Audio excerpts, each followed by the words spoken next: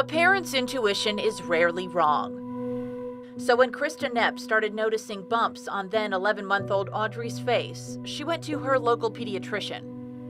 We knew there was something wrong, and we were trying to get him to understand that it was pretty serious. So the Knepps asked for a referral to East Tennessee Children's Hospital. Right away, we met Dr. Malik, who became our oncologist and really our friend and our partner in her care.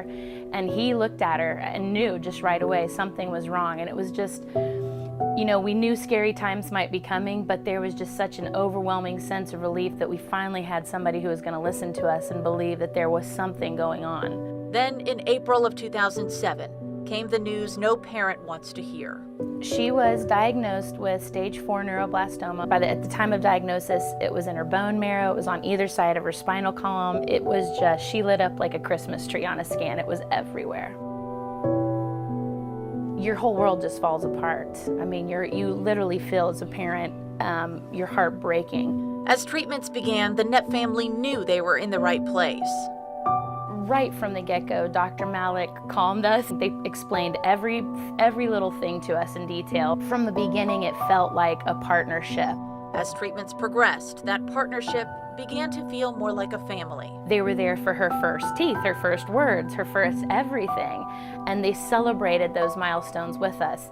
We were there on Christmas Eve, and there were presents. We were there for her second birthday, and there was singing and laughter. To this day, if she sees Dr. Malik, and I hope his back's okay, but she will run at him and tackle, hug him. I like about him because he's funny, and he does this thing where he pretends that there's a bee and it's gonna get your nose. He goes bzzz. After an 18-month battle, the Knepp family heard the word they so desperately wanted to hear: remission. Whoa, you know, it was a great feeling. It was just such a massive sense of relief. And today, almost a decade later, Audrey is a vibrant 11-year-old girl. I like to draw little things, and then this is probably my favorite. And if you asked her what she'd say to other kids about going to East Tennessee Children's Hospital, her message is a simple one. Just to not worry, because they make you feel at home while you're there, and that you're gonna make it through it, and everything will be okay when you're there because they'll take care of you.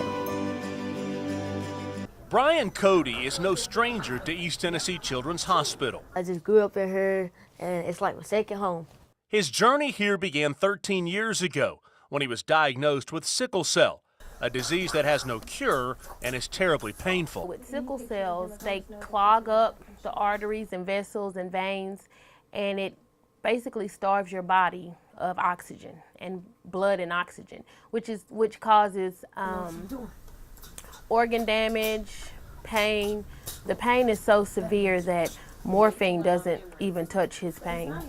See, to delivering. It says PCA delivering. Sometimes it's stabbing pain, sometimes it's like cramps, but worse than cramps. Despite the bouts with pain, multiple surgeries, and blood transfusions, Brian and his mom Trista feel well loved and taken care of by the Children's Hospital staff. He likes Legos. He is the Lego king. And it's funny how Cheryl, she's over volunteer services, makes sure that she feeds his Lego addiction. That's love, and you know that's love. Fruity Pebbles is my favorite cereal, right? Okay. And when I come, they automatically have a box of Fruity Pebbles for me. It's the little things like his favorite cereal or his favorite video games that help Brian feel at ease during those tough times. It's the care he receives that sets his mom's mind at ease. It's so reassuring that I know that my baby is in good hands, is that I have no worries. That one was actually this past, I think, summer. We got a little paddleboard. The Smiths travel all over the country for family vacations. Disney World. Because that one was at our hotel. It was son Will's birthday on a camping trip that set them on a life-changing journey. The scariest, most overwhelming thing I've ever experienced. Will says it felt like a sinus infection, but he was unusually thirsty. My mom got very worried about me, so she took me to the doctor. Found out that I had type 1 diabetes. They got an appointment that day at East Tennessee Children's Hospital. Had they waited, he likely would have spent his birthday in the ICU. Learning process 101 started right then and there. You know, it just, the nurses and everybody was great. They just took us in. As the doctor said, I said, well, sorry to disrupt your day. He goes, that's what I'm here for. I'm here for the kids. Nurses and doctors taught the Smith family about what and when to eat and how to keep track of Will's insulin numbers, something he has to do through 4 shots per day. I didn't know what to think about it or what to do about it. So it was really nice because they made sure I understand it as best as I could. Before releasing him from the hospital, the staff planned one last thing for a bittersweet birthday. They knew he was having a rough time and brought a big bunch of stuff in for his birthday to try to make him feel special too. And that really meant a lot to us, that they saw something in his chart that was important to him. Now Will plans his meals, tracks his numbers, and celebrates the chance for more healthy birthdays. I should be over all the butterflies.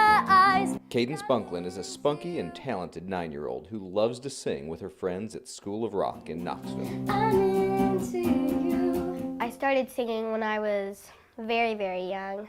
But at age 5, Cadence was diagnosed with ulcerative colitis, a condition that causes severe and chronic pain. We were in the hospital every 3 months, minimum 10 to 20 days. She had one of the most severe cases that our GI specialist had seen. Cadence folks had to immediately put a lot of trust into the staff at East Tennessee Children's Hospital. They were fantastic. Of course, there were tears, and the nursing staff would come and sit in our room with me and listen to me and answer every question that I had and my husband had. That trust led to a bond that still stands today. They become your family, and in fact, there were times that we would go to the hospital and they would put us in the same room so that she would be familiar, so she felt like she was at home. After 2 successful procedures at age 7, Cadence has been absolutely thriving. Baby, now the day goes by. Oh, it's a godsend. I mean, there are no words. She's back to her normal self. Flies, but I'm into you. It was the spring of 2015, and Loudoun County resident Kayla Malone was headed to the hospital for what she thought was the routine C-section birth of her second child. And what we thought was supposed to be a normal delivery turned into a very scary delivery. Rains was born with only a heartbeat. He wasn't breathing. Rains was immediately rushed to East Tennessee Children's Hospital. As a mom, I was terrified. I was laying there feeling helpless. I couldn't do anything to help him. I had to put his life in the nurse's hands, and thankfully the nurse's hands were just as well as mine. They were there and cared for him just as I would if I could. The Malone family maintained hope despite the desperate circumstances. Best case scenario would be cerebral palsy, and that he would have severe brain damage. He may never walk, he may never run around and play. Meanwhile, the staff at East Tennessee Children's Hospital began treating Rains. They put him on a cool cap, and for 72 hours they ran that cool cap, and there was no stimulation. He could not be spoken to or touched or any stimulation of his brain, because they were trying to reduce or reverse any possible brain damage. For the next 2 weeks, we just kind of waited, test after test. And finally, after weeks of treatment, the final round of tests revealed that Rains had made a full and complete recovery. Just tears of joy, just so thankful. He's just a miracle, and we wouldn't be where we are if it wasn't for Children's Hospital, and they didn't have that technology.